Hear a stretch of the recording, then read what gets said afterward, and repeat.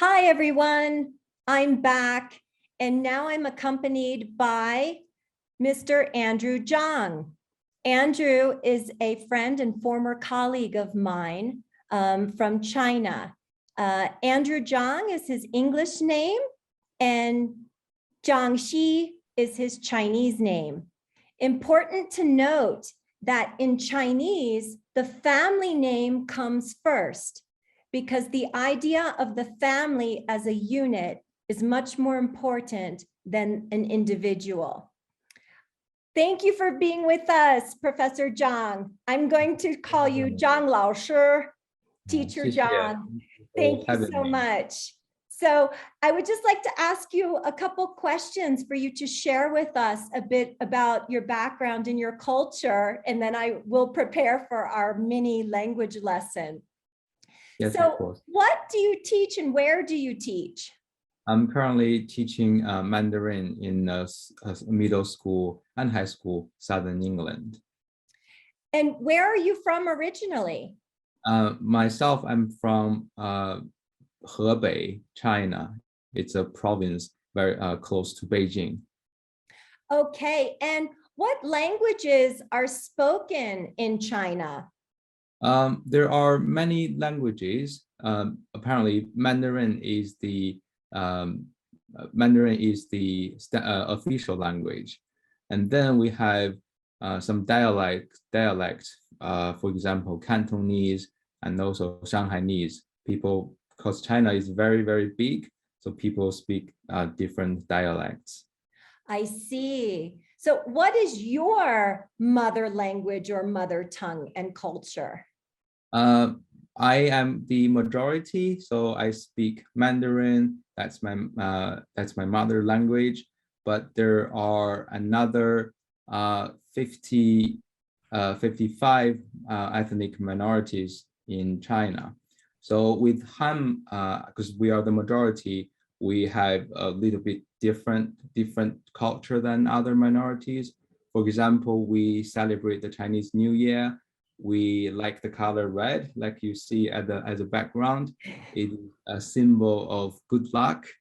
And also we like numbers like 6 or 8, which represents good luck and also good fortune. But you will never see a 4. 4 is not our favorite because it sounds like death in Chinese. Really? So the number 4 is avoided in Chinese culture because the word sounds like the meaning for death? Exactly. Interesting. Exactly. So sometimes even, in tall buildings, you won't be able to see like a 4th floor because people try to avoid the number. Now that you mention it, when I lived in China, one of my building had 18 floors and there was no number 4. Exactly. And also in the parking lot, each parking space had a number, but there was no 4 or 14 or 24. Yeah. That's very interesting. You speak English quite well. How did you learn English? So I started when I was in secondary school, which is like middle school, high school. So I continued, English, and I went to college to study English. Yeah, and I also worked with, teachers like you many years ago. Yes, you were in the United States, where I'm from. When there's an emergency, you dial on your telephone 911, for an ambulance or the fire department or anything. And your nickname for me was 911 Andrew, because you were my savior and language interpreter while I lived there. So it so happens that this year, Chinese New Year fell on February 1st, just a few days ago, and is the year of the tiger. What is the significance of Chinese New Year, and how do people celebrate it? So firstly, Chinese New Year is also known as the Lunar New Year. So we do have a separate calendar called lunar calendar. So the new year is the first day of the new year. In this year is the first day of the year of tiger. So it's so firstly, it's the start of the new year, but also it's a time for family reunion. It's very similar to the idea of Christmas in a way that people go home and celebrate and see families and friends. So that's in that sense, they're very similar. I And see. So every year, the specific date, according to the Western calendar, it will change because it depends on the lunar cycle or the indeed, cycle of the so moon. yes, yes. So the lunar calendar follows the movement of the moon, and so sometimes it falls on the in most of the time it's late January to early February. That's when we celebrate, based on if that's the Western calendar. I see. Okay. Well, thank you so much. I know you have some more culture information to share with us, so I will Yes. let you take it away. Yep. So we apparently we got these different zodiac, different animals as Chinese zodiacs. So each year is represented by one animal. And then we have a couple of things that especially in the Han area where the majority is Han people, we do these things like Han the couplets, where you write good and poetic sentences and hang them on by the door. We also, like I said, have a family reunion dinner. That's a big thing. We got loads of good stuff, Chinese food to eat. And also, one of the most important one is 饺子. This is what we say, 饺子, as a popular food among holidays, especially in the new year. And so for young people, children, they will receive a red envelope. And do you still remember what would be in the envelope? Money. Yes. I used to get those from my relatives, like my aunties, especially growing up. Yeah. So that's one of the fond memories we all have when it's Chinese New Year.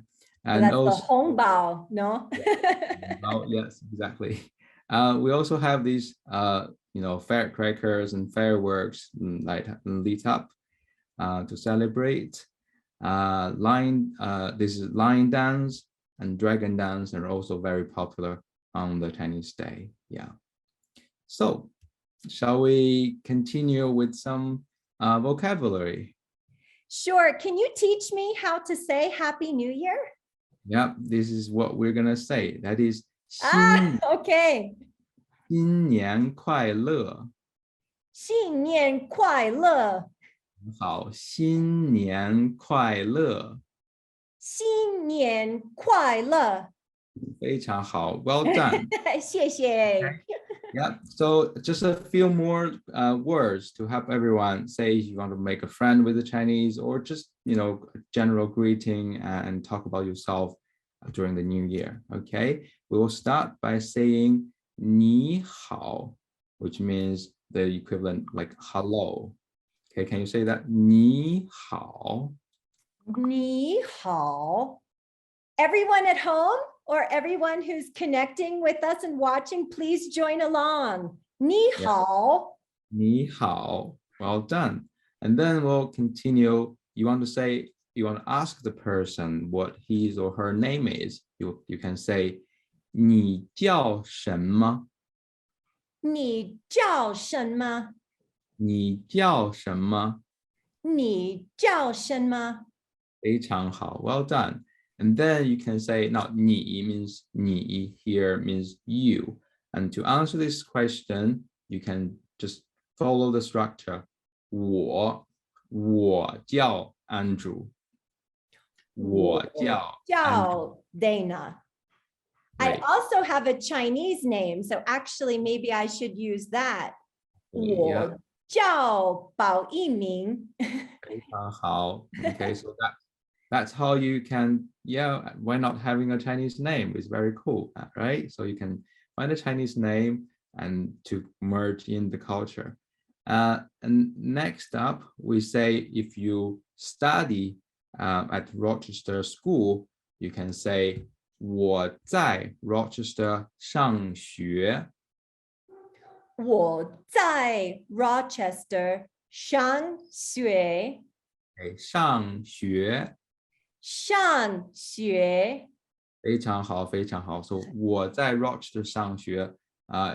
Then you can tell people where you're telling people where you're studying. Okay. Next up, we can say, oh, it's very nice to meet you. Okay, it's very nice to meet you. It's a very long. We'll break it down. So we say 很高兴。很高兴。Very happy. 很高兴。很高兴。认识你。认识你。So together, 很高兴认识你。很高兴认识你。非常好, very well done, very well done. Now let's all put them together and have a conversation, see how this, you can make introduction, but also develop some further languages. Okay, so we'll go with 你好，你叫什么？你好，我叫 Andrew，你叫什么？我叫 Dana，我在 Rochester 上学。好，很高兴认识你，新年快乐。新年快乐。